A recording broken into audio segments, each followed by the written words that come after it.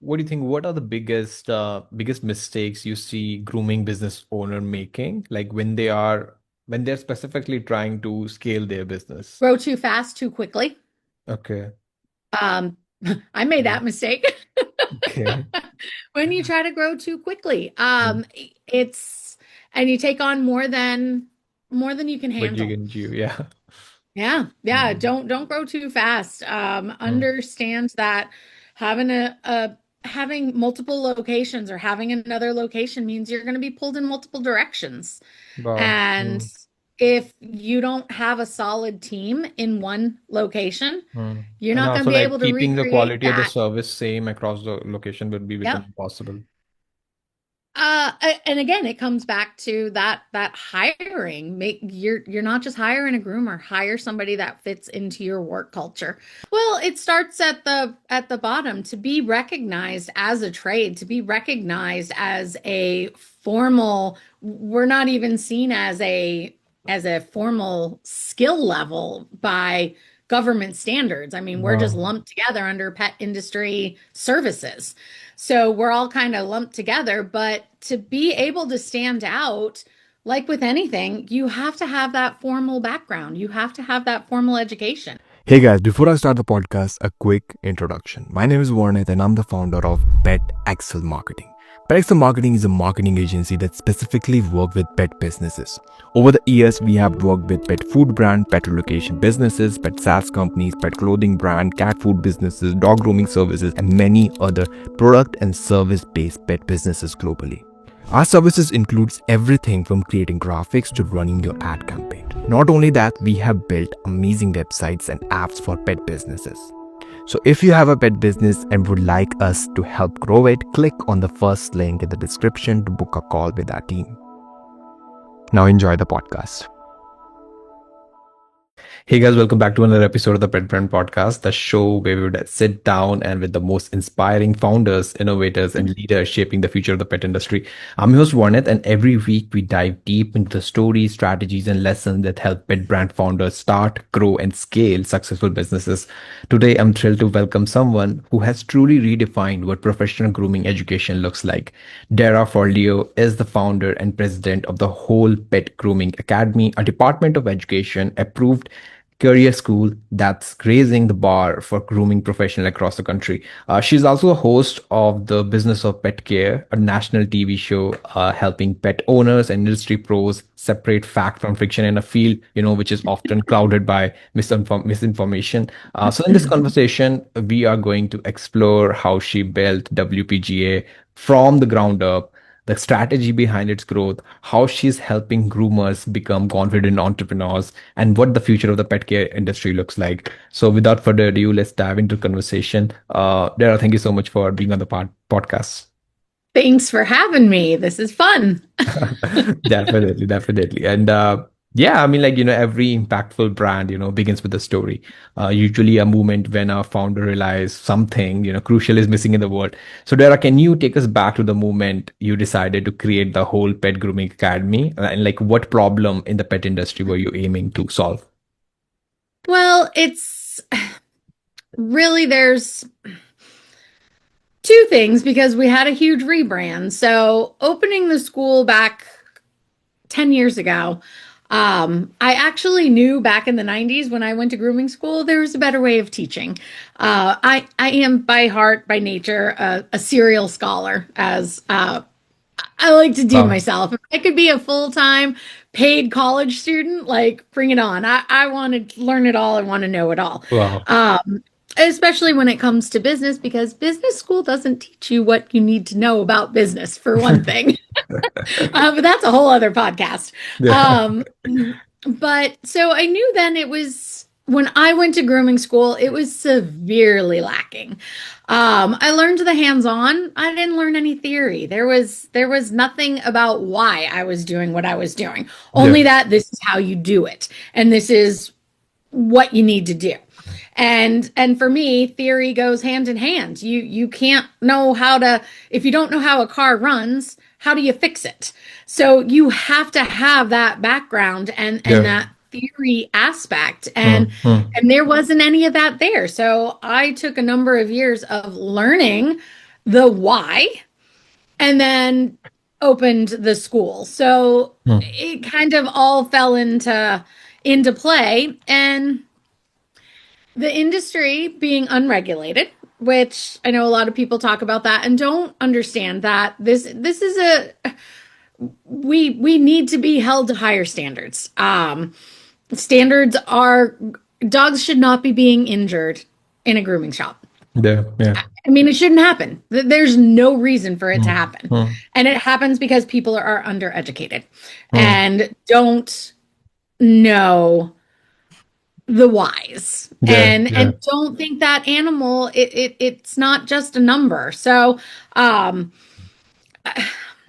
there needs to be changes, and that I saw that growing up. I saw that changing, and the industry is not changing fast enough to keep yeah, up yeah. with the growth and the demand of Mm. the pet Mm. industry Mm. itself. Yeah. So No. that's the biggest problem is the grooming industry is a very small sector of a much larger picture in the pet industry. And everybody else is growing except the grooming industry. And I feel like we're almost we're not taking those steps to get further ahead. Yeah, And it's because there's not enough venues for that. yeah, So no fault. I'm not trying to say that it's anybody's fault. It's just that there's too many hands in a pot that's not helping because nobody's coming together to say, how do we fix this? How do we grow? How do we grow together? Nobody wants to do that. I don't want to do it. definitely, definitely. And Nobody wants to do it. It's going to take a much larger state, federal yeah, regulations to make that happen. And that's what should happen. It yeah, shouldn't be the industry doing it itself. yeah. Um, so Love, I don't know. Is love, that where you wanted to go with this? love the answer. Love the answer. And since since you often emphasize raising the bar in the pet care education, obviously. So what kind of resistance or pushback have you faced in that effort? I don't think that there is a lot of pushback. There's a lot of pushback because why do we need it? The industry is not regulated. Nobody cares that I have a formal diploma. Nobody cares that pet owners don't look at that and go, where'd you get your training? But are they, I mean, or are pet owners looking for who's the cheapest groomer out there because I have four doodles and they're really hard to take care of and it's really expensive to get my doodles Definitely, groomed. definitely, yeah. So are they just looking for a price point or Hmm. are they looking for standards and education? When you think about the number of groomers in this country, which is a very small number, we're still under Wow, 300,000 groomers nationwide. Now, wow. there are how many dogs licensed? Do we Hmm. know that number? Do we know? I believe that there is about 81 million dogs licensed in the Crazy, United States, crazy. and there are less than 300,000 groomers. Hmm. How many dogs per groomer can we take care of? Dogs are getting hurt at a higher number because there's not enough of us to go around. There's not enough time to train us properly. You can't turn a groomer around in 6 weeks. It doesn't happen. You can't learn a skill in 6 weeks. A contractor does not go out and build a house on his first outing. Like, Yeah, yeah. he's got to start somewhere and learn how to put that structure together, how to build that foundation, Hmm. how to put the walls up, how to cover the roof properly, the Yeah, angles. yeah, They need to know more than cutting or slapping it together and making it look like a pretty picture. yeah, yeah. Got It it. it doesn't happen. We need Mhm. to it takes a long time to train a groomer. Definitely, definitely. And a big Six part, weeks, 8 weeks is not enough. yeah, definitely. And a big part of the challenge, it comes from perception. Many still view grooming as just a trade, rather than a profession, like you said. So how do credentials and formal education help groomer earn that respect and recognition they deserve? Well, it starts at the bottom to be recognized as a trade, to be recognized as a formal, we're not even seen as a formal skill level by government standards. I mean, we're just No. lumped together under pet industry services. So we're all kind of lumped together, but to be able to stand out, like with anything, you have to have that formal background. You have to have that formal education. That Hmm. has to come from somewhere. And when there are not enough schools teaching, because it's hard to do that, and there's not enough time to do it, somebody you learn on the job, and on the job doesn't give you the credentials. Hmm. So, getting those credentials, there are a number of ways you can do that. You can be certified. We have plenty of organizations that do certifications, Hmm. Hmm. but a certification is only as good as that's continuing education and that you're renewing that year to year. It's not meant to be forever. You don't get to keep a certification forever. You don't keep your driver's license forever. Yeah. Somebody holds you accountable for that, right? Hmm. You got to play by the rules. Yeah. Yeah. And so those are the first steps in getting there is get that education. Right. Nobody's saying what you do is wrong. What Hmm. we're saying is back it up. Yeah. Yeah. Hmm. And one of the unique aspect of WPGA is how deeply it's rooted in science, from behavior to skin and coat health, right? What role do those elements play in modern grooming education? Why do you think they are often overlooked? Because you have to know the whys.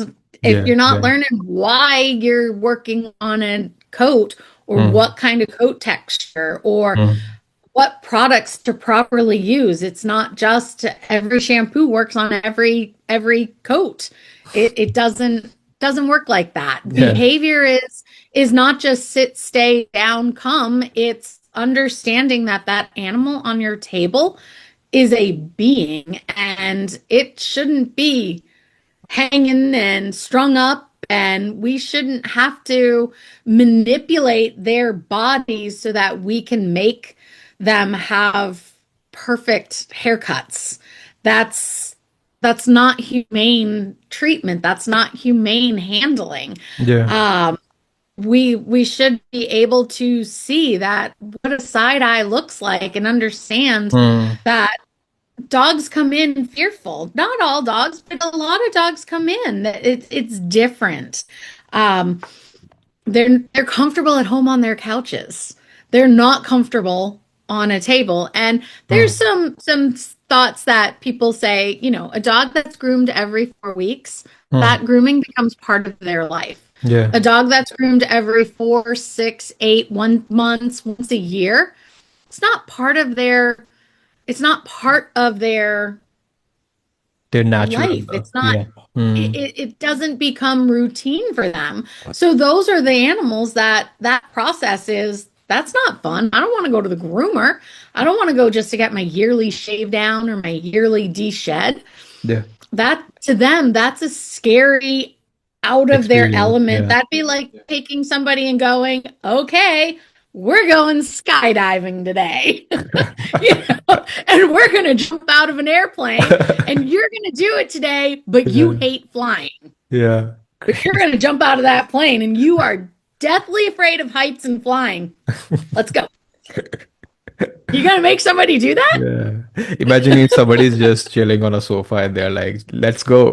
Let's go Let's go. skydiving. I booked that plane. We're going. Or better yet, hey, let's go. I got us a hot air balloon. We're going to bungee jump out of it. God.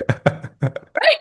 That's what you're Crazy. doing to the dog. You're Yeah. saying, come on, let's go. We're going to go get groomed today. You haven't Yeah. been groomed in 12 months. Uh-huh. You're going to love it. You're going to feel so much better. That dog is going, oh, hell no. Yeah, Last thing I definitely. want to do is walk out of my house into a car because I hate going for car rides. I Hmm. don't ever leave the house. And now I'm going into a salon that has loud noises, all kinds of chaos going on. There are people I don't know everywhere. And you think I'm going to enjoy this? Yeah. It's gonna make a dog snap. It's Yeah. not Yeah. it's not okay. Cats are the same Definitely. way. You can't just go, oh gosh, I think today's the day I'm gonna take Susie for grooming. She's never been groomed in her life. She's 15 years old. Look at all these Yeah. mats. Let's go take her to Yeah. the groomer. Mm. My cat's going to be like, oh, what did you just do to me? Yeah. So we got to teach our owners that those things are very, very scary. It takes time. Again, to create a great grooming dog, Mm. it's not 6 weeks, it's a year.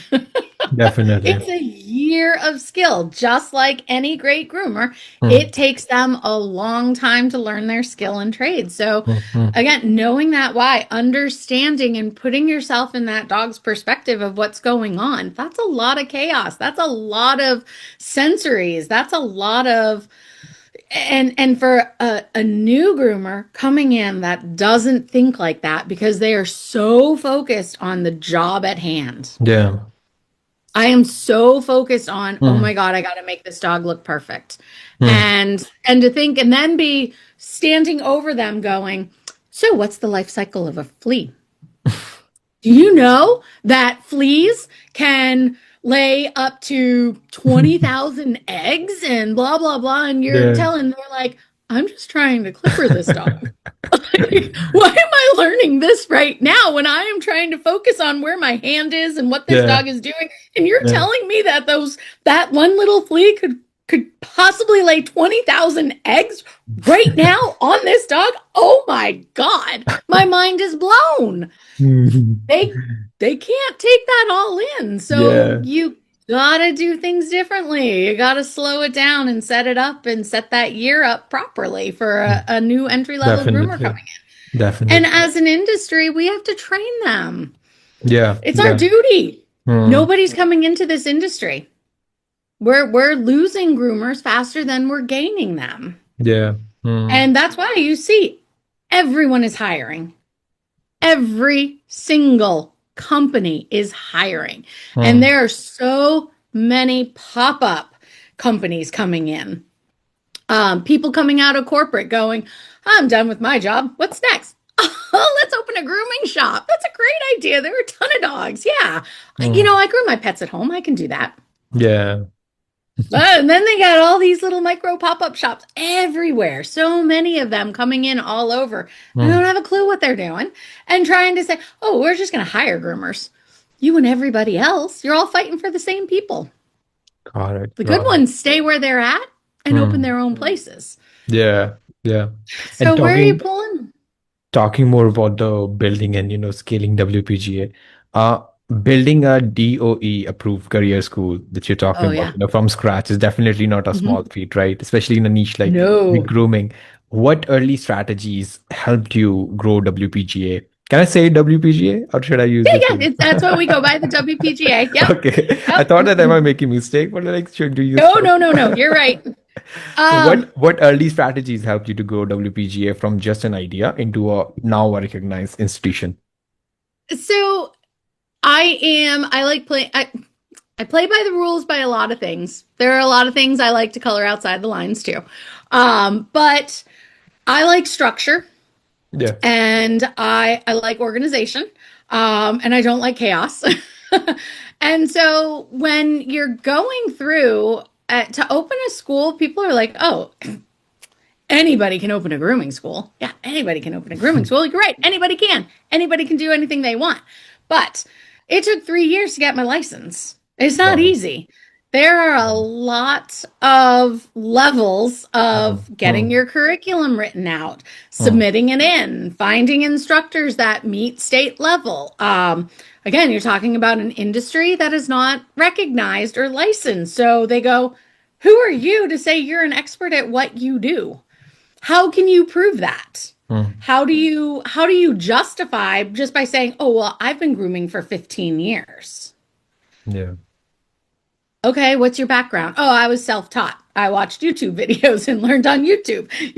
You could do that. That's great. I mean, there are very talented groomers who can do that. But how do you justify? Where do you Yeah. get to that point where you Yeah. go, but now I can open a school and I can train somebody or I can teach somebody this because I learned this way. So we had to justify to the state and present to the state why we are experts in what we do, why we are leaders in what we do, and had to show that by our bios and our resumes and our Yeah. training. And they don't just go, oh, this is nice, cute, okay, you can clean, you can, here's your license. They did a lot of background checks, and then there's the insurance aspect of it, where schools need to be insured properly. It's not just insuring Mm. a grooming salon. You're also ensuring education. So you have to have that education background and that education level of insurance, Wow. which not all companies do that. There are underwritings specifically for that. That is another level. So you have two different insurance policies covering one school system. Mm-hmm. And it takes a long time to get that into play. It doesn't just happen overnight, and there are a lot of fees. It's not cheap. Definitely, definitely. It is not cheap. It costs money to get that done, not just time, but your time goes into it. So making sure all of that is there. Um, Yeah, yeah. it was a very lengthy process, and one that is meticulously maintained year Mm. by year, because you submit in everything. Mm. Once our students are graduated, their diplomas get stored, and everything is held at a Wow. formal education level with the state. It's not just here's your certificate. But They again, want to know that's what. what stands you out. Like that's how you stand out in the market, right? Yeah, yeah, we've taken the steps to make things, and the learning process over the last 10 years of seeing Definitely. the shift, and now having a transcript and having a GPA and tracking all of this, Wow. because Wow. that just students don't just graduate and get that piece of paper. They know where they stand when they graduate, just like Wow. in anything. Not everybody is an A student, and not everybody can pass. It happens. And people might, and I think the industry, we go back to that backlash of it is Yeah. people like to quickly judge grooming schools based on what's going out there. And people in the industry don't think about, but not everyone is the same. Not everyone learns the same, and not Definitely. Yeah. everyone can be a valedictorian. Yeah. You have D students, and those D students are going out into the workforce just as much as those A students are. Yeah. And those valedictorians, and those are probably not the students that you're seeing in a normal everyday running shop, because those valedictorians, I'm sorry if you hear my dogs barking, No, no, no. but okay, Definitely. good. Those valedictorians are going off and making their own way, whereas students that still need nurturing and still need guidance and after graduating are going into more entry level positions.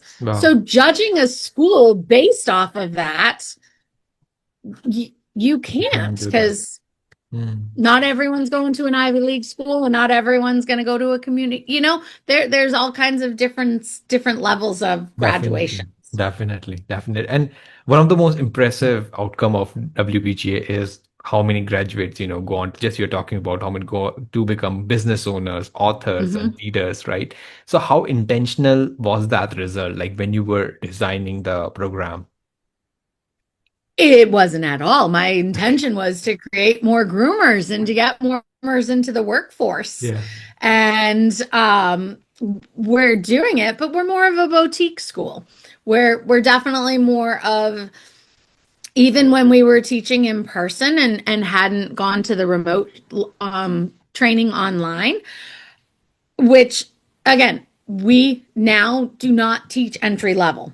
So we're not teaching, if you don't have years in the industry, Wow. we're probably not the school for you. We'll Wow. help guide you, but we're teaching groomers that are now looking to specialize or um, elevate themselves to another level. Wow. We have more specialized programs Mm. and more to help shops and help businesses do their own onboarding training. There's no onboarding. Very, very, very if any, onboarding training.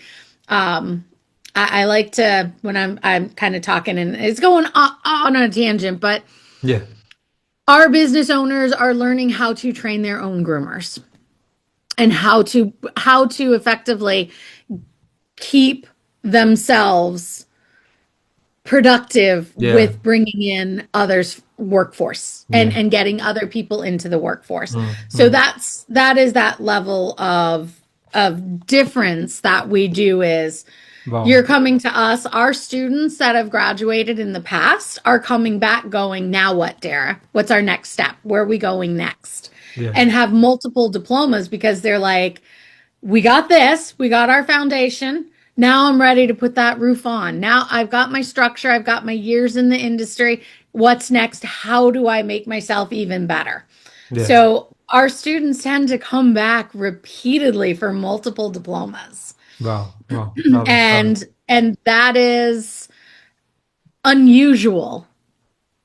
We definitely have a Definitely. uniqueness that is not common to the industry. Definitely, definitely. And like for many listening, especially aspiring founders, building something with lasting impact is definitely the ultimate goal.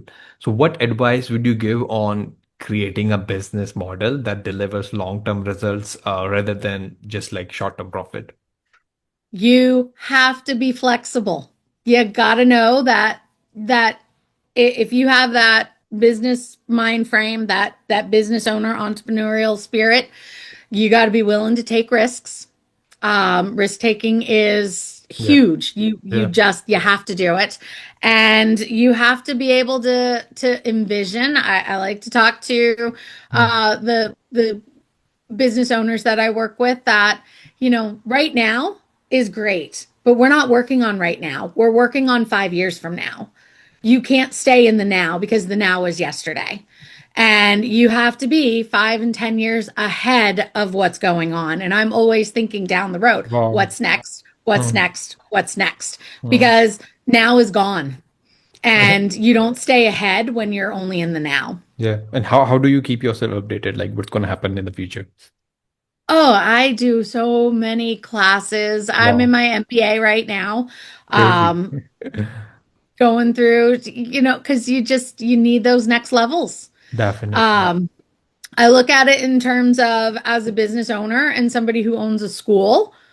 I need to be I need to be more advanced than the people I'm teaching. And if I'm Definitely. not more advanced than them, if I'm not staying ahead myself, how can I bring it back to my Love business? it. Love it. Wow. And so, yeah, you've got to think about those in terms. Mm. And Mm. I hear a lot of people when we come in and when we're talking to students, and they're like, "But I don't have time. But I don't have time. How do I fit this in my schedule?" Okay, let's step back and look at this and go. I run a school. Wow. I actually have another two. We have a couple other businesses that I have my hands into, Yeah. family businesses, That's and not related uh, to pet businesses. That's separate. yeah, yeah, yeah. Those So are separate family businesses, not related to pet. not related to pet, Oh, right? got Yeah, it. Amazing. yeah. So yeah, I got a couple other irons in the fire too on the side that I do, And you and still have time for podcasts as well. the podcast and my MBA. I mean that Wow. I'm going to school full time, and Amazing. so if I can do it, you can do it. And I do family things, and yeah, do I work around the clock? I do, but I love it. Wow.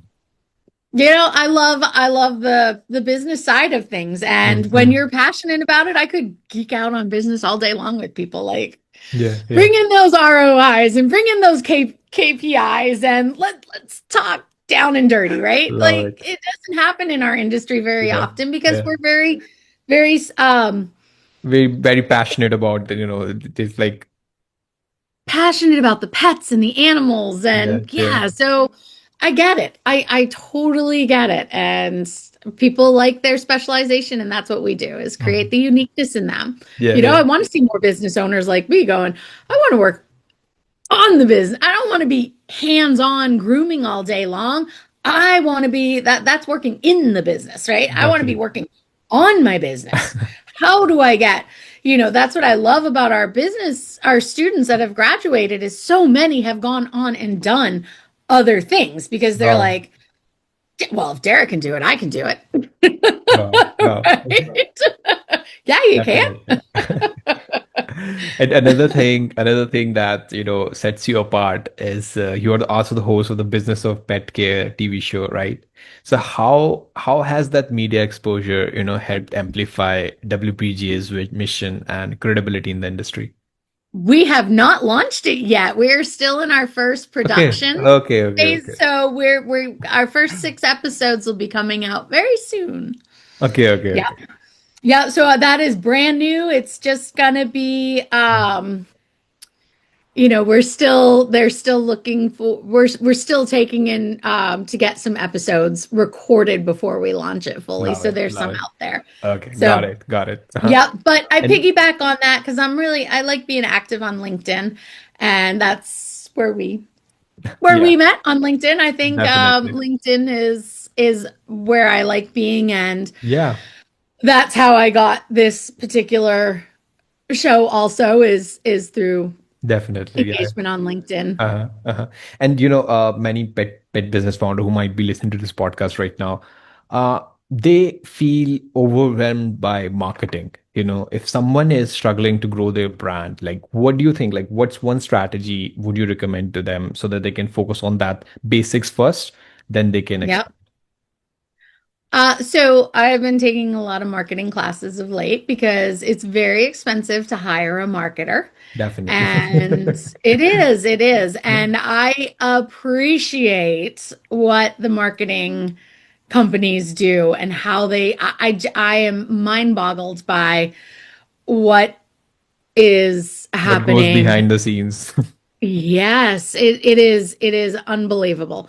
So I would say, and this I'm going to go into what I teach to in some minor marketing to our business owners that are in Wow. our community right now Okay. Do you have like a is specific course as well inside the community, like which specifically I talk about do a marketing? small Wow. yeah, so I do a small again, I am not by no means I am not an expert on marketing.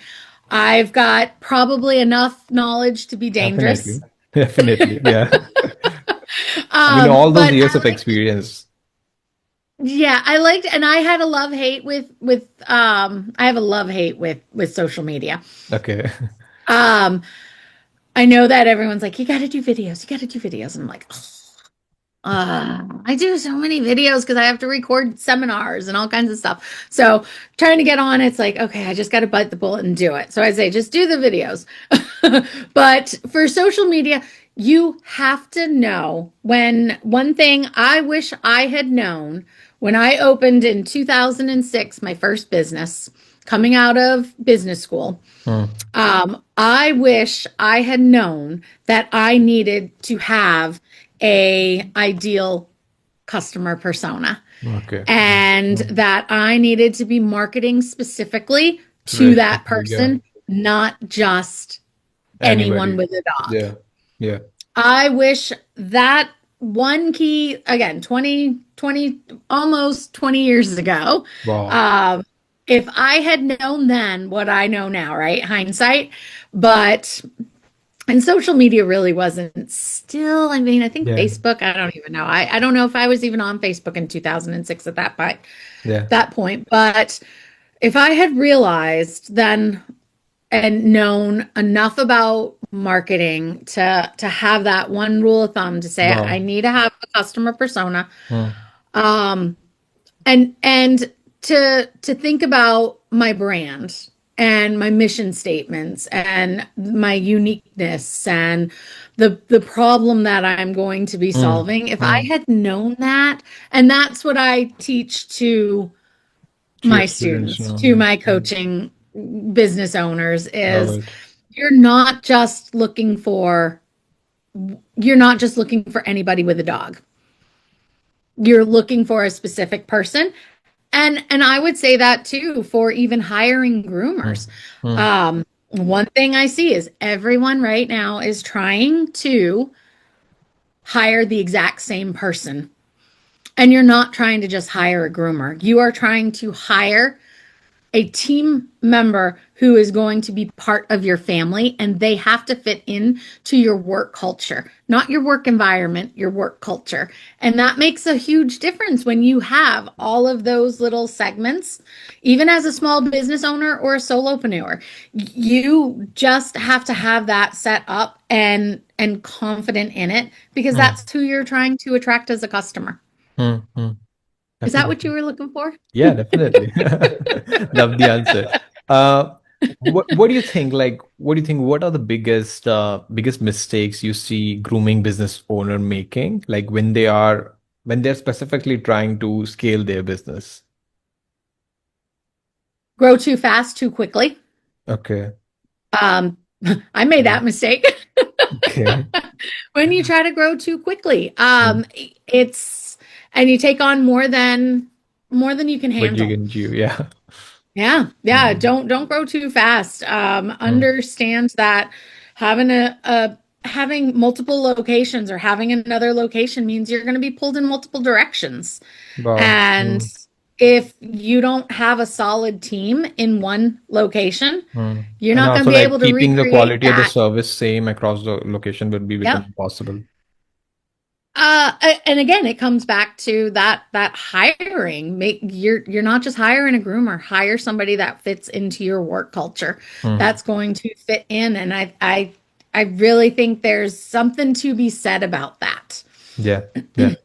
As someone, who's been shaping the grooming industry for decades now, you obviously have a unique perspective on where it's headed. So where do you see the pet care and grooming industry evolving in the next 5 to 10 years? Hopefully, to formal education. Yeah. No. Well, I think that we're seeing a lot of franchises popping up. Hmm, We're hmm. seeing a lot of small companies going national. We're seeing a Wow. lot of corporations buying up Hmm, hmm. small spaces. And it's really hard for small grooming shops to be competitive against larger companies. Hmm, hmm. Um, so I think that we need to reach more of those smaller locations and teach them they need to level up. We need those small locations to level up, and we need our corporates and our bigger chains to listen up. They need to start doing things properly, because they're not. Yeah, yeah. I had the CEO, maybe he was the CEO or like managing director of Paragon Pet Grooming. You know Mhm, about that? Yeah. And mhm, yep. he said that in a specific interval, he said that pet groomers who are experienced, highly experienced pet groomer, they can make around $100,000 per year. So is that figure exact or is it something like very aspirational? So I think there are a small percentage of groomers that can do that. Yeah. Mm. And uh, but that's a real, you got to look at location. Okay. Mm. You're not going to make $100,000 in a small community in Idaho. Yeah. Yeah. Hmm. You're not going to do it. Hmm. You got to look at location. Maybe in larger cities where they are getting higher pay, states that have a higher um, minimum wage, but the majority of the industry is still well below Yeah. Hmm. 60,000 a year. Yeah. It's a hard job. Definitely. And Mm. unless we are truly recognized as a trade, those numbers aren't going to come Going up. to up. Yeah. There are groomers that can do it, absolutely. Business owners who do it, yes, but it's not your everyday groomer that's working in a small shop. Hmm. Yeah. Then you got the daycares. Okay. Mm. I bet I bet at a corporate they could get close to that if they're a manager or in the upper levels Okay. of Mm. being inside the corporation, but Mm. not doing the physical. job. Yeah, So yeah. yeah, Okay. there are levels, but you got to look at it from the outsider's point of Other, view yeah. and look at it from Hmm. that area. Where are they working? How are they doing it? Yeah. Are they actually doing the physical job and making that much money? Probably Mhm. not, unless Okay. they own their own business. Hmm. And then that's going to be it's hard. Love. It's not easy, and people can't stay in this industry for that long with that. It's body breaking. Okay. Okay. Like it's like literally physical labor. It's why I wanted to. It's why I didn't want to be behind the table. Yeah. I knew I didn't want and I couldn't. My body was never going to sustain itself grooming Hmm. until I don't want to groom until I'm 80. Yeah, I definitely. want to be able to retire. Yeah. And that is not something that's really talked about. Hmm. And small businesses, very few have insurance, Yeah. dental, healthcare, 401k programs, disability insurance. There's so many levels that we Hmm. don't still do that are common practices in other industries Yeah. that we're not seeing. God. If a corporation does not depend on their grooming sales to keep that business going, they depend on people purchasing retail. That's where Okay. they're making their business. Yeah. That's where Yeah. they're making their money. It's not in the Definitely. grooming shop. Yeah. Yeah. A daycare and a boarding kennel. I don't think very many people really care if their grooming shop ever goes into the profit lines high. I think they're looking at it more from daycare and boarding make our money. As long as the grooming shop's breaking even, we're good. Yeah. Yeah. And Because it's really hard to make a profit off of groomers. definitely, definitely. And there are to wrap this up, let's look at the bigger Mhm. picture. WPGA is clearly more than a school, and it's like a movement, to transform how this industry is perceived and practiced, right? So what Yeah. legacy do you hope WPGA will leave behind for the grooming and pet care world? You know, I just hope somebody wants to take it over and continue its mark. Yeah. I hope I have somebody who I can trust and leave it to, because I Uh-huh. can't do it forever. And hopefully that there is somebody that wants to continue it. I don't have a family member who is doing this. This is not a family business. A, this is this is my mark, and I just hope there's somebody that wants to take it over. I think there are people that are going to be interested, but Definitely. we Yeah. have a lot of room to grow, Hmm. and we have a lot of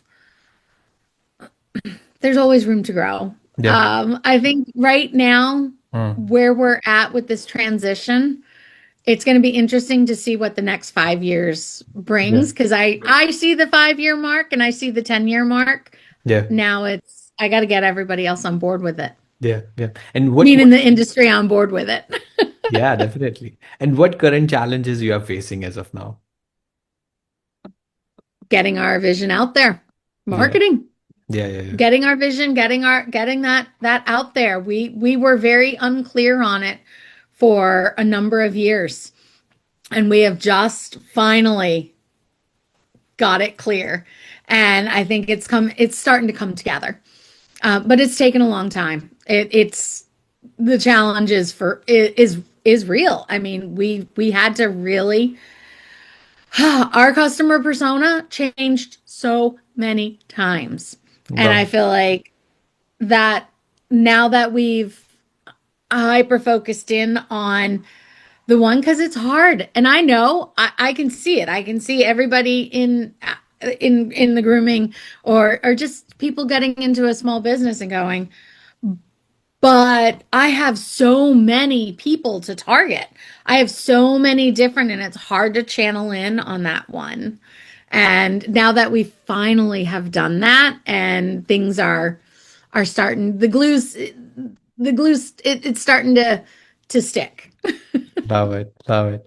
And guys, that brings us to the end of today's episode of the Pet Brand Podcast. Thank you so much, Dara, for your valuable Thank insights you and for inspiring having me. stories. Yeah, definitely. It was amazing conversation. And To everyone listening, thank you so much for tuning in. If you enjoyed this episode, don't forget to subscribe, leave us a review, and share it with fellow pet industry professionals. I'm Varnit, and I'll see you next time with another conversation that helps you grow, innovate, and succeed in the pet business world. Until then, take care.